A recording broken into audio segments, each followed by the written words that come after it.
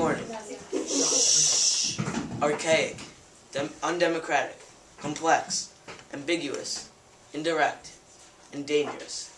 These words said by the American Bar Association, a group of lawyers, about the Electoral College. Undemocratic systems in our government should be changed. They are a flaw which is not needed. The most debated constitutional amendment is the existence of the Electoral College. Every 4 years, the first Tuesday in November, the American people exercise the right to vote for the two highest officials in the land, for Vice President and President. But how does your vote count? Does your vote go directly to the candidates that you pick in the voting polls? Or does someone or a group of people vote for you? Well, today I will tell you that the Electoral College should be abolished and that our direct vote should be what determines the President and the Vice President. First of all, the Electoral College is an undemocratic system. The Electoral College was made in 1804 in the 12th Amendment by our founding fathers. This was because people were not informed like we are today. They were not informed because there was no TV or radio and no source of mass communication. That's why the founding fathers decided to create the Electoral College to only allow the educated to vote. The Electoral College is a group of electors who get elected by the state population to vote for their president. Each state gets a number of electors based on their population. The larger states have more electors, and the smaller states have less electors. The minimum is 3. For example, Pennsylvania has 21 electors. Over here, California, which has a much higher population, has 55. And for example, like Colorado has only 9, because they don't have a big population. Each elector is equivalent to 1 vote. First reason why it should be abolished is because our country was based on equality and democracy. That means that our government is for the people, by the people. That means that the people should elect the 2 highest officials in the land, not a group of people. The individual votes that we all vote for don't really count. It's what the electors say. Does this seem fair and democratic? I don't think it does.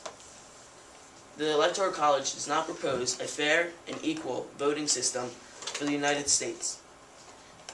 Just so you guys may know, the popular vote is the number of votes that the American public give to each candidate. This does not count. For example, in the 1824 election, Andrew Jackson has the most popular votes, but yet he did not win because he didn't have the majority of the electoral votes, meaning the House of Representatives chose John Quincy Adams.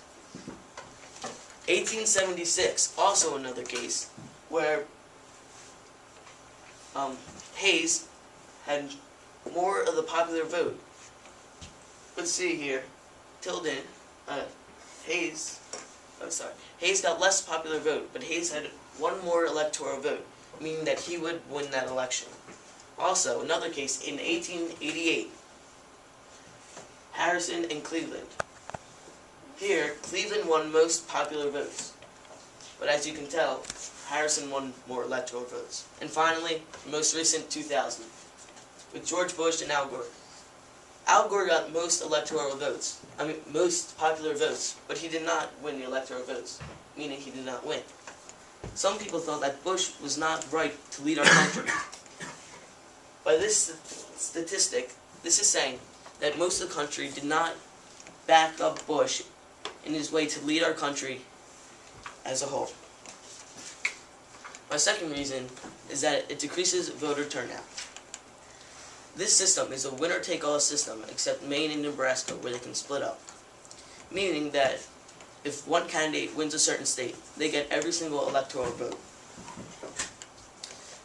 One state like Texas, for example, votes Republican historically, meaning that the Democrats might not feel obligated to vote because they know that they will not win.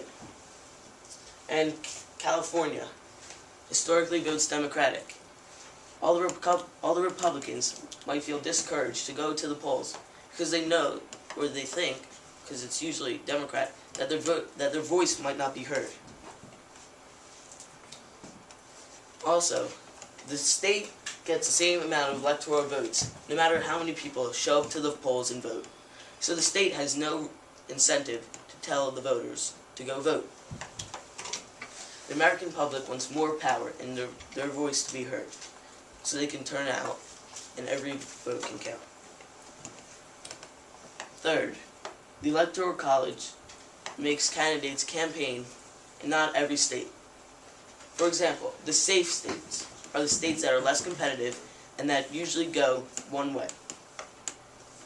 Well, like I said, Texas is usually Republican, so the Democrat might not want to waste his time and money campaigning in Texas, and same with California, where it usually votes Democrat and the Republican candidate doesn't want to waste its funds and time going to California, when it could go campaign in a swing state. A swing state is a state that votes either way. For example, Florida and Michigan are the two major swing states. That's where the candidates can go and campaign instead of in the safe states. That doesn't give an accurate picture of what the whole country wants to know about the candidate. Another reason is that it discriminates against third parties. Third parties are the Green Party, Libertarian Party, and the Constitution Party. The third parties are the smaller parties other than Democrat and Republican.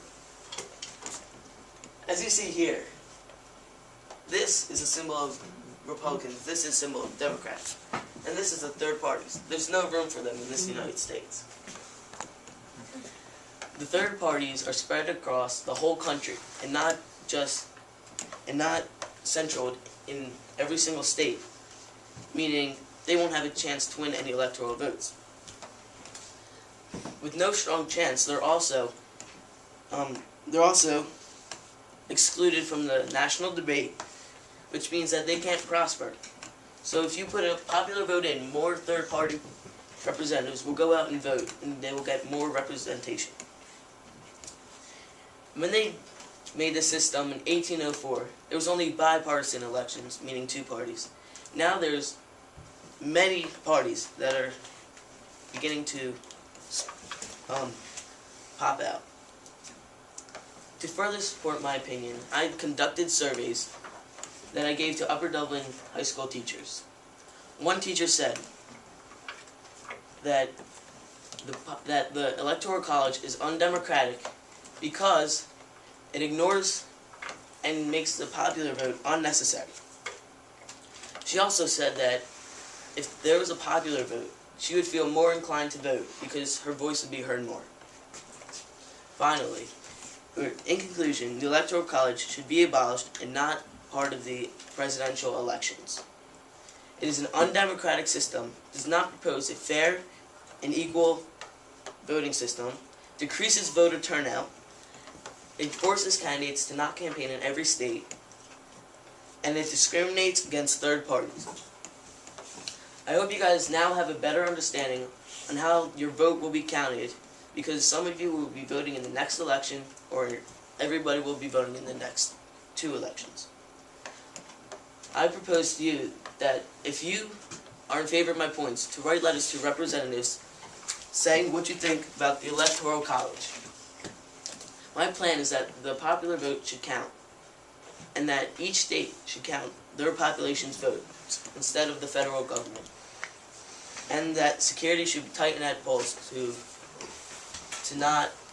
avoid voter fraud.